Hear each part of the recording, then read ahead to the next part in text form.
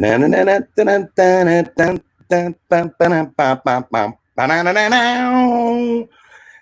Jazz Fest, Day 3, Weekend 1, Saturday. Saturday, always a big day. Everybody's saving it all up for Saturday night. It's no different in NOLA. They go big every night, but Saturday night, that's the night. You're looking at a shot on the stage. That's the main stage of Dumpster Funk. Ivan Neville's band. Ivan's our guest today, and he is going to be joining us shortly. I'm Jeff Kravitz. Welcome to 420 Live. I come to you every day at 4:10 p.m. on the West Coast. It's a beautiful day today. It's in the 80s. If there's a little bit of thickness in the air, it kind of feels like New Orleans. I've been mopping my brow. I had a big old hanky. I felt like I was in NOLA walking around. I was listening WWOZ on the house as I walked around. I listened to the Funky Meters today. That was incredible. I mean, it's just a Buckwheat Zydeco. It was one amazing thing after another. And my daughter would walk in and be like, who's singing this voice? She has the most amazing voice. And that's kind of what it is. You hear the greatest musical talent in the world at Jazz Fest. Our hearts are all a little broken this weekend as we are all secluded for, this is going on week 6. This would be weekend 6 that I'm broadcasting to you. And yeah, we're feeling it. We've been cooped up. My son went to the beach today, and after 2.5 hours, the police said, all right, move. You got to get out of here. So you can't go to the beach. They're trying to open up different things in LA. They want to open the golf courses up. They want to open up this and that. And, you know, I have mixed feelings about the whole thing. I ultimately think that we need to be prudent with what we're doing. But at the same time, I'd like to be able to get out there and see some humans. You know, everybody's like, but they have the antibodies, but people carry it and they don't know, and all this. You know, there's so much out there. There's so much information, but we're going to get some good information today because Ivan has been dealing with it.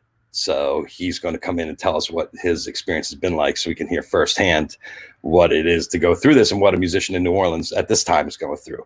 So I know everybody's out there all over the world, all over the United States, you know, trying to deal in their different cities and different places are like, we're going to do this, we're going to do that. I don't know. I'm not here to go over the politics. I am here to distract, to deflect, to block the news, to send back the evil vibes and try to kick up all this beautifulness. Now, yes, I know I'm up against incredible entertainment every night when I'm doing the show because they're playing Jazz Fest live and it comes into the last hour. So it's the headliner of the day right now. Dr. John from 2006 is on, and I love checking out the feed. But I have friends that want to talk. They have things to tell us, and it's been a great way to talk to everybody and take our minds off of it. I had so much fun with George Porter yesterday. And then last night about midnight, someone hit me up about tie-dye, and I just started thinking about George waking up every morning in his tie-dyed sheets, and I just was like, that is hilarious. I couldn't get the picture of George in his tie-dyed sheets out of my head. But one thing I did last night, which was really fun, is I went through YouTube and I culled about 10 hours of music, 60 different videos from all over the different clubs in New Orleans that we would go to during Jazz Fest. And I invited a bunch of my friends that I would be at Jazz Fest with, and Greg Lucas from the Preservation Hall Foundation and I did it. And we flipped video to video and just would introduce them and tell people what they were and talk about them and then just let them rock. And it felt just like going around New Orleans in my car, going from club to club. You'd be uptown to Tipitina's and, hey, let's go over to the Leaf. And now let's go down to DBA on Fretchwood Street and see what's happening. We were hitting all the hot spots. The money flowed like wine. That low down Southern whiskey began to fog my mind. It was a lot of fun, and you know, we're all missing it. So it was great to be able to be together and see each other on the Zoom. Zoom's absolutely incredible. It's fun to be able to watch each other on the Zoom and to be able to talk and text and watch the videos. There's some great performances that we watched last night. We watched some meters from 1992 from the fairgrounds, and that was like time traveling. To see Porter back in those days and art and just absolutely incredible. So we're going to time travel to today, to the present, to right now. And our guest today is the one and only Ivan Neville. Ivan is from the legendary royalty of New Orleans music, the Neville family, the second generation, carrying the flame on. He's been a big force on our scene.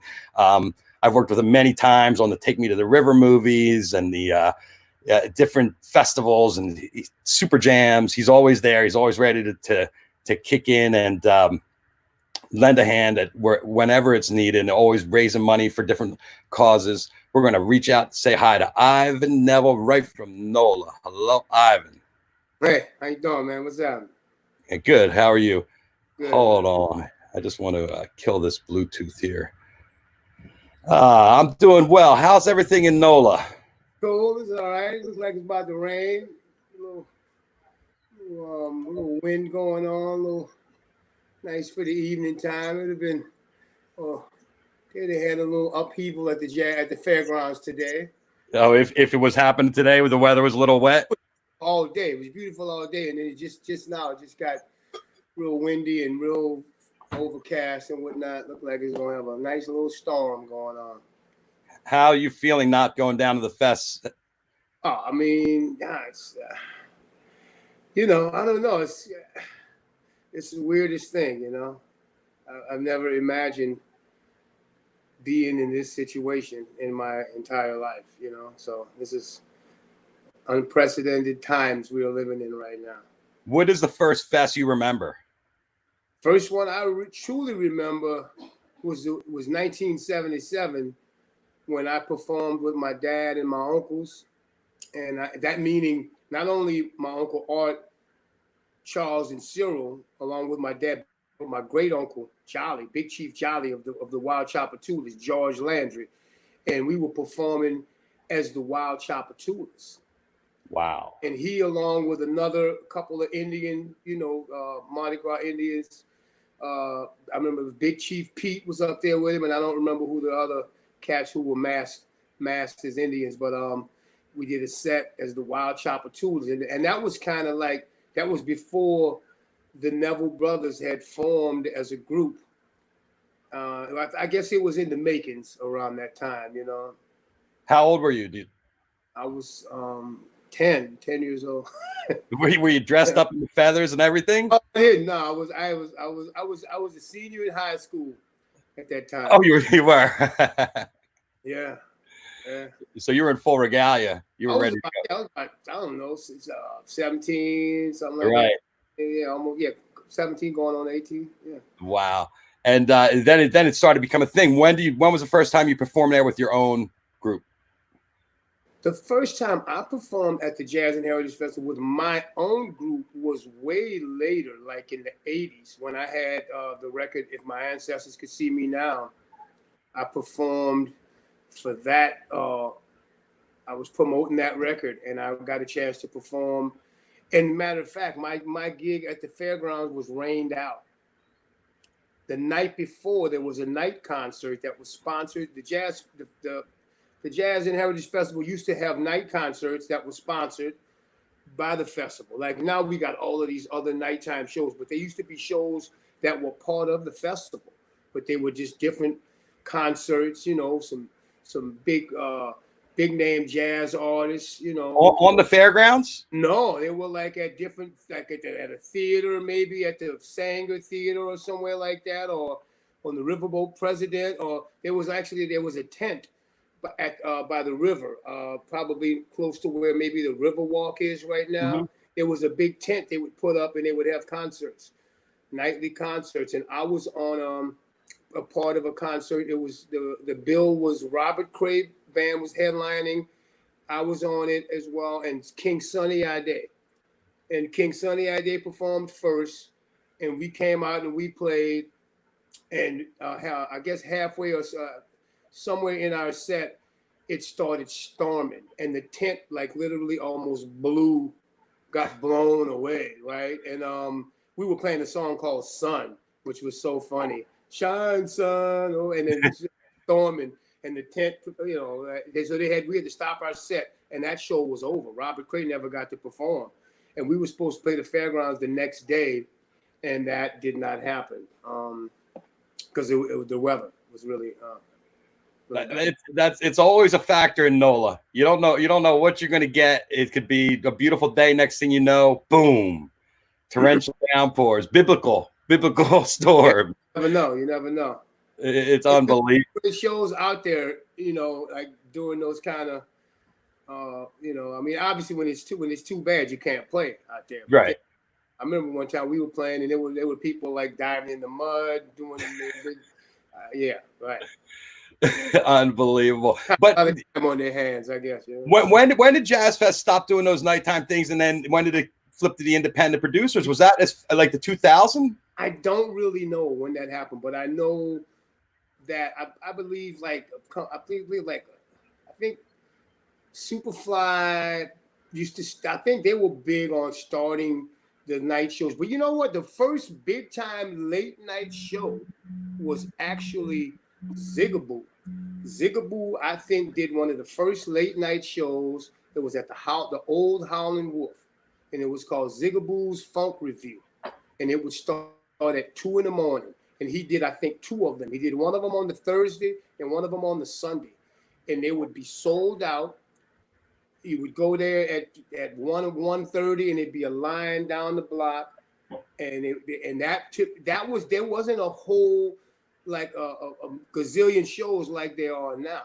Right. Not a million shows. There's just shows everywhere. There's a lot of competition, but back then there weren't a whole lot of them.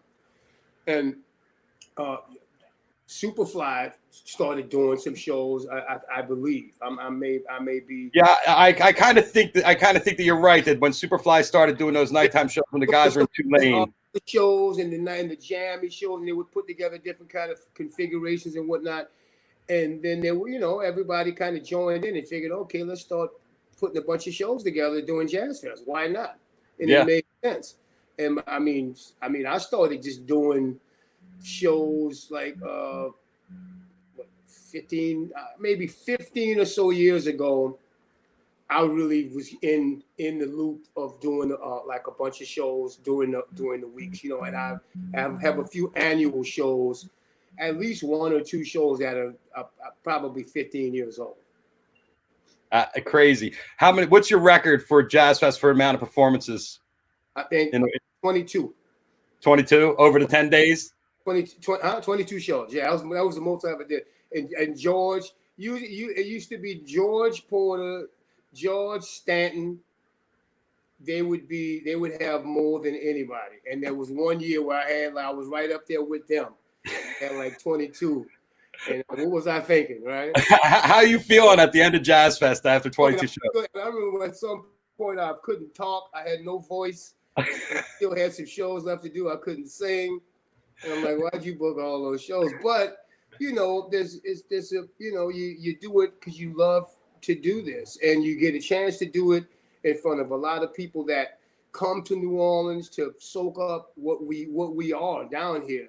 And then you also get to make some little change during that little 11 day period. You can play almost every night if you want. And at the end of the thing, you like, oh, I got a nice little piece here. This is going to help me get through the rest of the year, And right. Kind of like that, It's your high season. So it's got to be really hard now for everybody in Knoll. Yeah.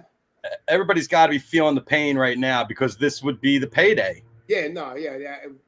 Obviously, there's a lot of money that's on the table that we ain't gonna get, But we're still fortunate, all of us, I think anybody that call themselves an artist, a musician, a photographer as their job title is a lucky person.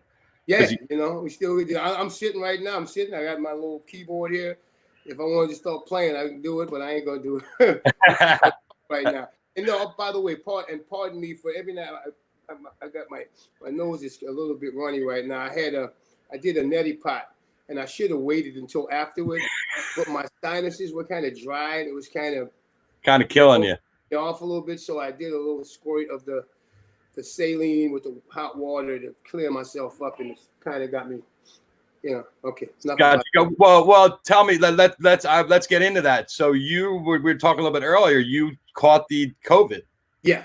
I am one of the COVID. Yeah, 19. I'm a member of that group. Yeah. When did you get it? One of the lucky ones, I guess. I first started having fever around March the 15th. Right in the middle. And yeah, I had gone to New York that right before that. I went. Did you play that One Love Festival? I did a gig up there. I ain't gonna say. Oh. It was a fun show, and they ended up doing a streaming version of the show, and they didn't invite the audience that was supposed to be there, and they switched up the format because the night before that show, the NBA announced that they were suspending all games and all of that, and and so if people forget that they're the ones who set the precedent. The NBA is the one who did it. It wasn't the government. It wasn't anybody up there. They were late doing anything. The NBA stopped all games. And then everybody took notice and said, maybe we must stop. We should stop gatherings of 500 people or less or more or whatever and all this kind of stuff. And that night we were hanging out and we saw that and we were like, oh, wow. So I didn't know whether they were going to cancel that show or not, but we went on and did it. And I got home, and that Sunday, I had a fever. I had a fever of about 101, and I started just feeling kind of crappy. And I had fever and no appetite for like 2 weeks. Ooh. How much weight you lose? I'm slim. I'm on the COVID diet. I'm slim. I lost 15, maybe between 15 and 20 pounds. Wow. And I'm eating like a horse now, but it doesn't seem like it's picking up yet. I mean, at some point it might catch up with. I had fever and no appetite at all, and I didn't feel a lot of the other symptoms. I didn't have the real shortness of breath thing. That came later for me. I've tried to get tested twice, and they wouldn't test me. So whoever's saying there's enough tests for everybody, there's not, because they were very selective on who they would test. Oh yeah. Yeah, and when I went to get tested, I didn't have fever. They took my temperature; it was 98.6. Well, and I wasn't like coughing up a lung, and looked like I was ready to be rushed to the emergency room. So they said, "No, we're not testing you, sir." I did this twice, and they wouldn't test me. But during that time, I had fever upwards of 103 once, 102.9 another time. And it was up and down, and I was pretty much just kind of wanted to be in the fetal position and laying in the bed. And how long did it take you to get tested? I finally got a test about a week and a half in. Crazy. Almost 2 weeks in. But yeah, I just assumed that I had it. The doctors I talked to about it, they kind of felt the same way, because I did go and get tested for flu. The influenza test they give you to see if you have the flu and type 1 or type 2 or whatever it is, A or B, and I didn't have a flu I didn't have that, so I assumed I had, I was going to probably turn out to be positive. And after the fever went down, got an appetite back, started feeling a lot better actually. But then I experienced some tightness of the chest when I would take a deep breath. And this was like after I had the fever left and stuff. And so then I started realizing, okay, I had a breathing thing. I had developed pneumonia at some point as well. Wow. So I'm still kind of what the old people used to say, walking pneumonia. I'm walking it right now. I'm still probably got remnants of pneumonia hanging out. So I got some issues, that kind of stuff. So it's been almost a month. It's been over a month. It's been a month. What is it? April the 23rd? Yeah. Wow. The 24th, April 24th? Yeah, 25th, I think today, right? Yes, 25th. All right, I'm backing up.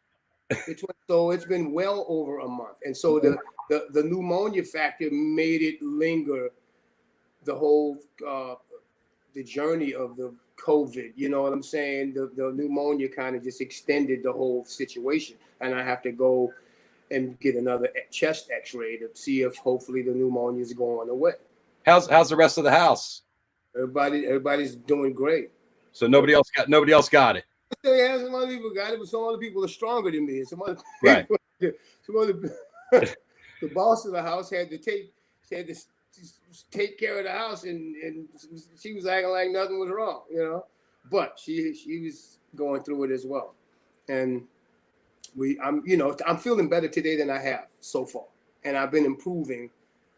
And I mean, I had oxygen. I have an oxygen machine in there that somebody delivered to me from a hospital, and I was using that because my oxygen levels were very low, and I was using that as well when I was in the throes of it, in the first 3 weeks of it.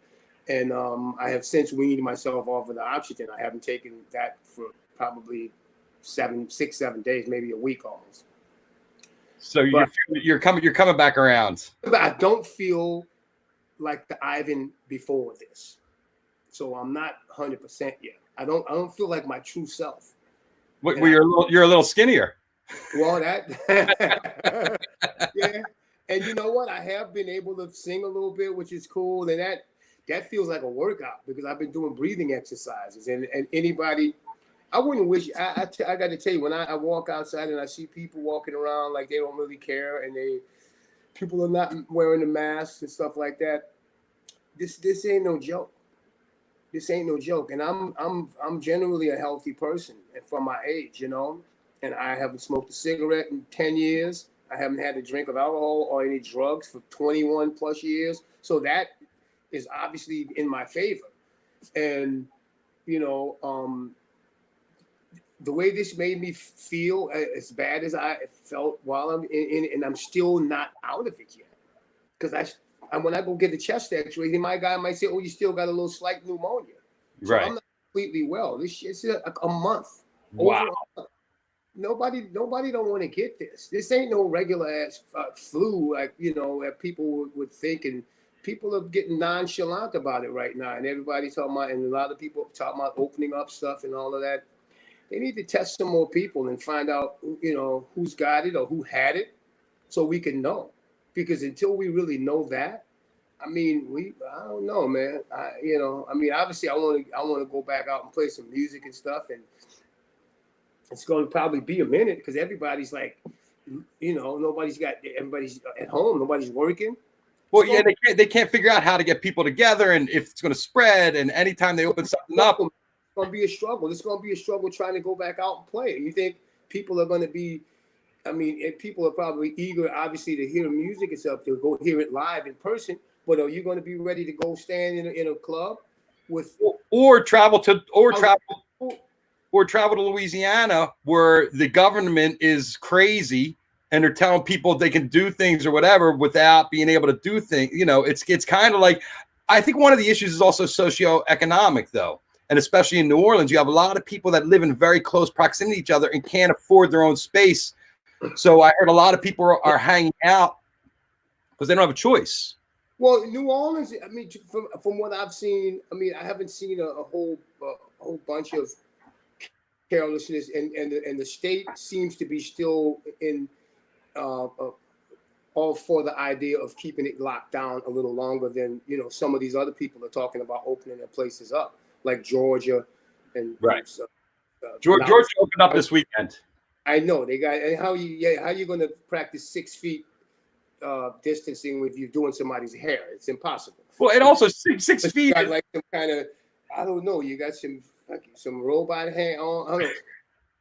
You got sticks. You got a mop stick. You're gonna use it.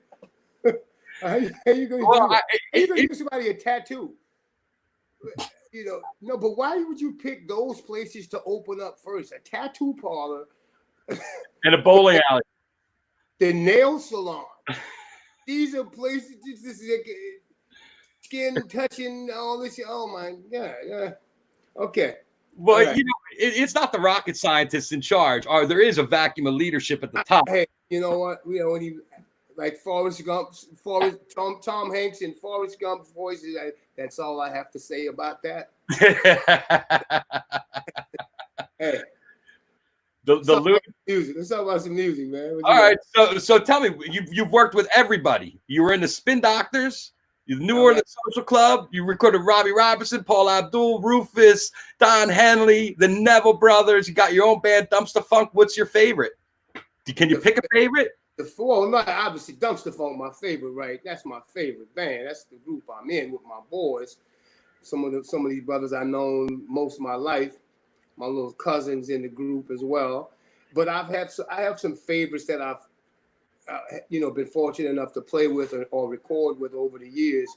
And probably the top, you didn't name these people, but the top of the list will probably be the collaboration with Keith Richards, and he had a band called Expensive Winos, and I played on his first solo record called Talk Is Cheap, and then he put this band together, like I said, Expensive Winos, and we did a couple of records with him. And matter of fact, you know what? There's a live Expensive Wino record. I think they're going to reboot it and remaster it, put it on vinyl and all that stuff. It's coming out this fall, and it was recorded live at the Hollywood Palladium. That was the most fun group, and musically it was satisfying. Well, Keith's a character, right? Oh, and he's a great guy. He's a great guy. He's a character. He's, it's funny that how legendary he is with the image that people assume about him, and he's actually not as crazy as people think and as wild and all of that stuff. He's a very intelligent man, a very well-spoken guy. But I mean, we've had some fun. He had some fun. I ain't gonna lie. So you moved from NOLA to LA. What year was that? That was in the early 80s, and I ended up playing with Bonnie Raitt in the early 80s, around 1984. I played with her for a few years, and during that same time, I collaborated with Robbie Robertson, and we wrote at least one song together, and I was going to his studio quite a bit during those times, and he's a cool guy as well. But Bonnie is like my big sister, my auntie. She was my California mama, when I was out there. She was like definitely a big sister to me, and I was fortunate enough to get to play with her recently over the last couple of years. She called me up to come and play a few shows with her, and I got to do that again. So that was an absolute treat. And my friend Hutch Hutchinson, who plays bass, who's been playing bass with her since 83 maybe or something like that. Wow. He also played with the brothers in the early days, and he and I go back to those days around 90, 78, 79, 80. I played in the band with Hutch with the Neville brothers, and so he was playing with Bonnie, and it was all fun stuff, and a lot of the other artists that you mentioned, getting to play on people's records and stuff here and there is all a blessing and icing on the cake. If you get to play some music and be fortunate enough to come from this great city, New Orleans, and then come from a family with the name Neville, it's pretty cool. All of that helps. All of that helped me, When did that hit you, that the fact that you were a Neville and what that actually meant? Did you have a lightning bolt where it was just like? I didn't really see it like so much as I realized that people like on a musical level and musicians and people that I would encounter, they would, just me being from New Orleans first was a big deal. Like, oh, where you from? I'm from New Orleans. Oh, really? You pique their interest immediately. Right. Then when they find out, Neville. Oh, you from Neville? Okay, wow.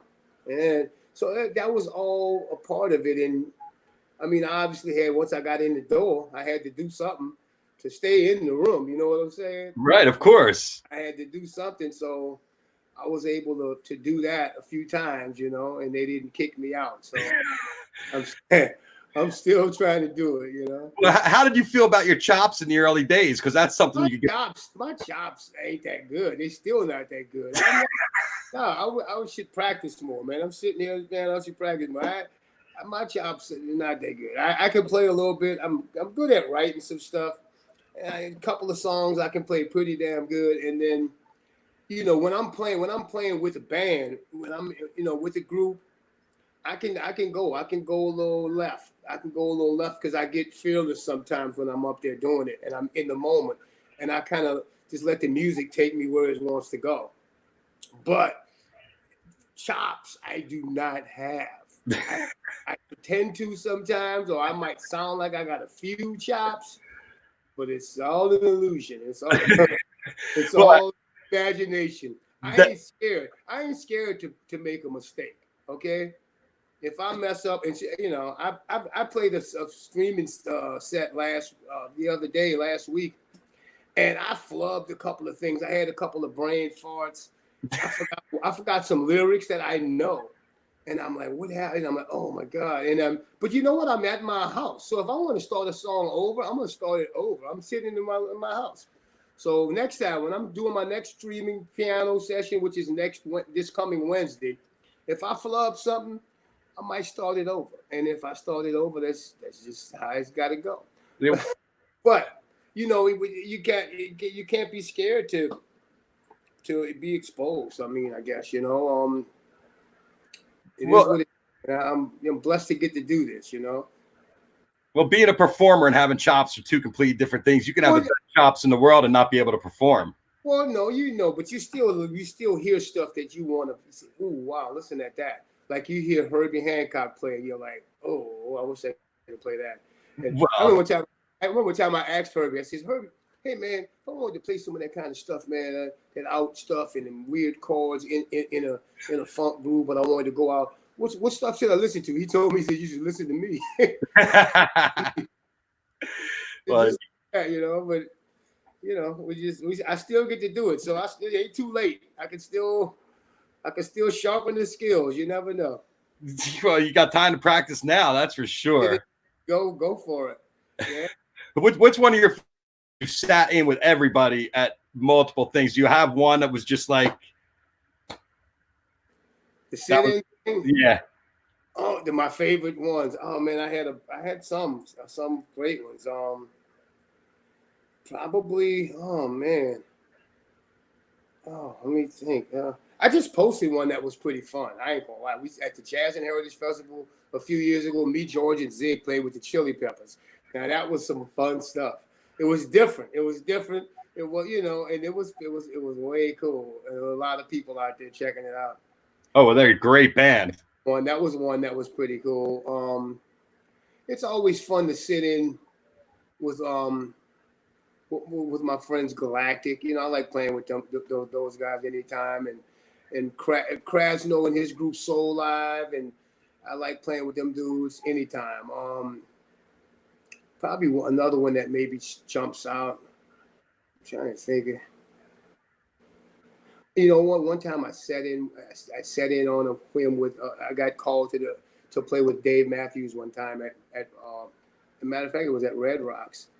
And I just sat in and played on a song, and it was killer. He looked over at me, and I just started playing some stuff, and it was cool. Yeah, that was a one-time thing. That was good. Well, it's all.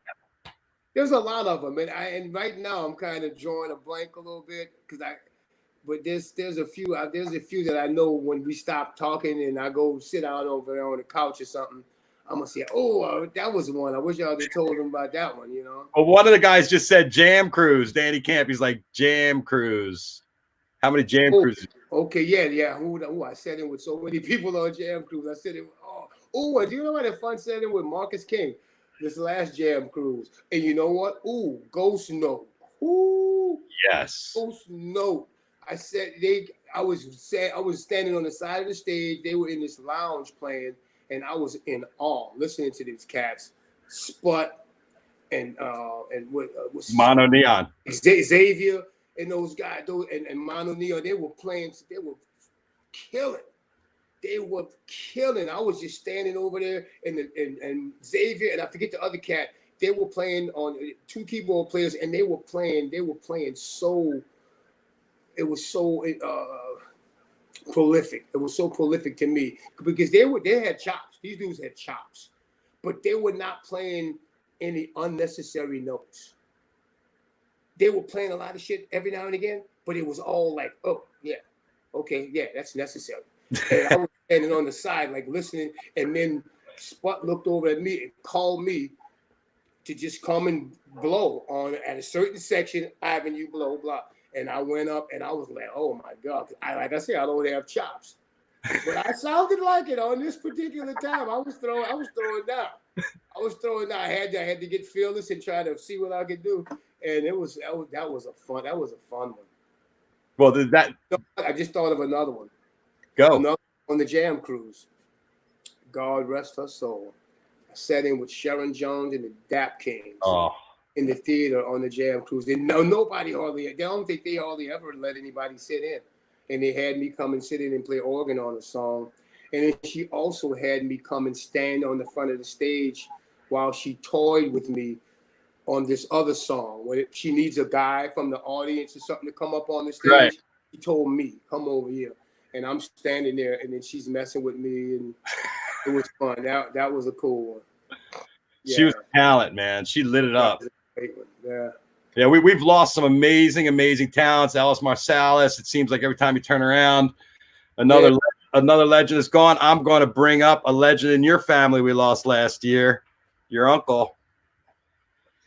This was from Charles went the year before that, and then Uncle Ortiz not in this picture, but he just passed in this past last July, and Charles passed away the year before that, and Charlie the Horn Man, and Uncle Ortiz, man. You know what? And I just lost.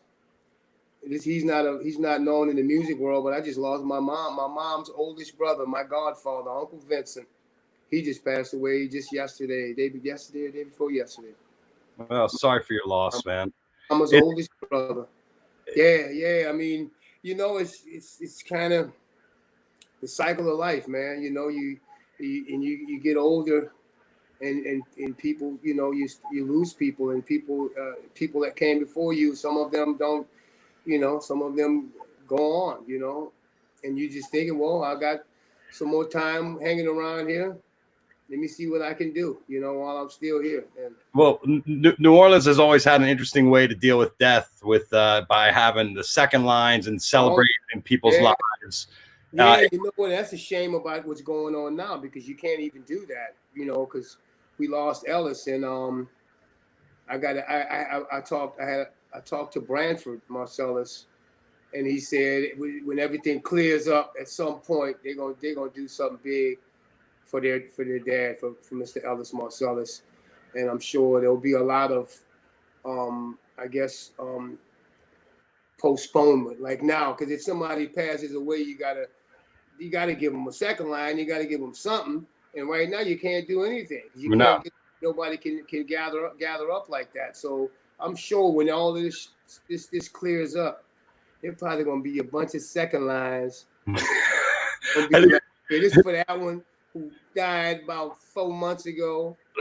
For this, popping up everywhere. They'll be backed up. This is last year. This is last year at Jazz Fest. I have one band I didn't mention in my list: Foundations of Funk. That's Zigaboo and the fellas and George, and Tony Hall, and Ian. And the horn, Tracy and those Jeff and those guys playing horn. Yeah. What's it like playing with these guys? And I know this guy. And I can't. Brad on the sax. Yes. Brad, Jeff, and Tracy. Yeah. George, Zigaboo, Ian, and Tony. See, I remembered everybody's name. That's right. See, Good job. I always forget that cat's name, and that's. That was a great set. Foundation of Funk. That was a great set. I remember standing there with everybody, and they still had the walkway. That was for the Rolling Stones. That walkway they had, that was the walkway out of the, that was they had that for the Stones, and then the Stones, obviously, we know they didn't play Jazz Fest last year. Right. And we got to play with that, because you know what? They took that down. They took that off, and I think after next time I came out there to play on that stage, that was gone. So we got to walk down that little ramp.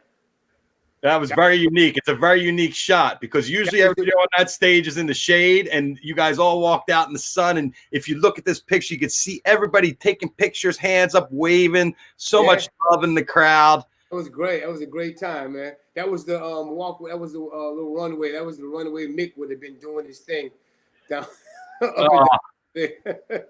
it's been sad for what? the. Shirt too. Look, see the shirt? Oh yeah, yeah, you got your Stone shirt. The floor. I can't. I'm going the wrong way. There we go. Hang on. I like. Oh yeah. I see it. The fleur de lis down there at the bottom. This was made. A little company that sells shirts, and they made a few of these before when they knew the Stones were coming to play Jazz Fest, and then this became a collector's item because the Stones never got to play Jazz Fest, but they did play the Superdome later that year, and Dumpster Funk opened up at the Dome. Oh, that's right. You guys opened up for it. How was that? That was good. That was one of those. So I'm gonna tell you like this. Say you play 20 shows, you play 20 gigs, right? 10 of them are average and just okay. They were pretty good. 5 of them could have been really good, but something prevented them from really being spectacular. Something just happened on one song or some technical glitch kind of screw it up, and that's 5 of them. 4 of them sucked, were really awful.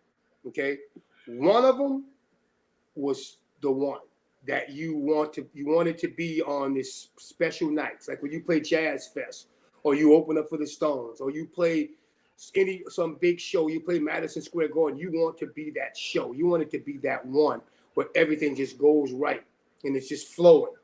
That's the gig we had when we opened up for the Stones. We had one of those ones. You get one of those every now and again. And do you know it as soon as you walk off the stage? Are you all floating on air? Playing, and I started singing the first verse of the first song. I knew it. I'm like, oh wow, this is gonna be a good one. And it was just killing. And we had the Soul Rebels perform with us as well. It was pretty damn good. And that's also, you're playing through a huge production that you usually don't play through a stage. That's like one of the biggest stages in the world the Stones perform on. Did that make a difference with that sound system and everything like that? Do you feel that power? You think you're not going to sound good in a place that big, but we didn't. We sounded pretty good. Pretty good. And you had the hometown crowd. It was good. We had the hometown. We had the home field advantage. It was good. And you know what? And then there's just a little trivia. I'm probably the only person that opened up for the Rolling Stones twice in the Superdome, because I played with the Neville brothers in 1981 when they opened up for the Stones. Wow. So I'm probably the only one that's done it. Absolutely incredible. Yeah. So there you go. Here's a shot. This is your set from Jazz Fest, I believe last year, I think.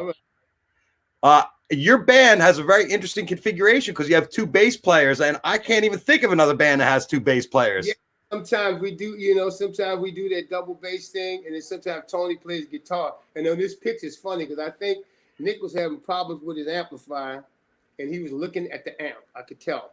So he was having some issues. That's funny. Yeah. That is great. He's looking at the amp. Something wasn't right. But yeah, we had a good set that last year. The last 3 years, we had really good sets at Jazz Fest. Sometimes you're looking so forward to playing jazz festival gigs, and you're just anticipating them, and you want it to be so good, and you want to put together a good set. And a lot of times, it's kind of a letdown, your performance. And I'm very critical. So a lot of times we go and we play, and I'm like, damn, I wish it could have been a little bit better. Or maybe it would have been great, but something happened or something just wasn't right. And that's happened a lot of times over the years. But the last 3 years, I think we had exceptional performances at the Jazz and Heritage Festival. And I want to thank my man Quint Davis, and everybody that works for the Jazz and Heritage Festival that put that thing on, man, and get the talent that they get to perform, and the talent that they have behind the scenes working, man, and Reggie Toussaint and everybody, man. I love all those people, and and they always hook us up, man. Quint, they always hook us up with a nice slot, a decent where we playing in front of a good crowd, you know, and whoever, you know, we maybe right before some headline or that we had the slot before the Stones last year, right? At the Fest. And yeah, and then but we ended up playing with them at the Dome. But that was, oh man, that was something that we were looking forward to. Do you think a jazz fest is what put New Orleans music on, help put it on the map and make it worldwide? I mean, it really helped. I mean, if you look at the lineup, you have 300 bands a weekend, and maybe 20 or 25 are national touring acts tops. Well, that definitely extended the reach to beyond. Okay, but New Orleans, you know, I mean, I'm sure, yeah, Jazz Fest definitely extended New Orleans' connection to the world in a big way, you know. And before that, obviously, New Orleans has always been a special place. It's like it's a city that's not in the United States to some degree. When you combine the food and the music and how hospitable the people are and just the vibe down here, it's like nowhere else. But definitely Jazz Festival, the Jazz and Heritage Festival definitely took the popularity level to another height, you know, as far as, you know, sharing us with the world, you know. Ain't nothing like it. It's cool to be a part of it and to watch it and see it grow. And well, yeah, you've been watching your whole life. It's a damn shame we ain't out there right now, you know. Yes, I agree. What's your favorite food out there? You know what? I got a couple of things. I do the what is it called? The crawfish sacks. I like the crawfish sacks. I like the cochon de lait. Yep. There's another sandwich. What's that other sandwich from that? Oh, it's like it's a Vietnamese po' boy. What's it called? What's it called? Oh, shit. I don't know what it's called. Not the banh mi? Huh? The banh mi. Yeah. I think that's it. The banh mi. It's got like steak. It's got like ribeye steak on it. Yeah.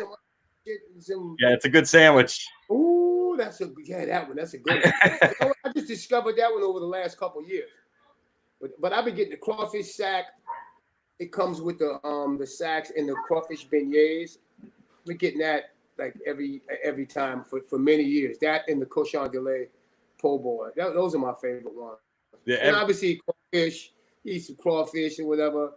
You know, hot sausage po' boy is good. I'm not a big fan. You know what? The big popular one was the crawfish Monica. I ain't a big fan of the crawfish Monica. I'm just not. I like crawfish. I like crawfish étouffée.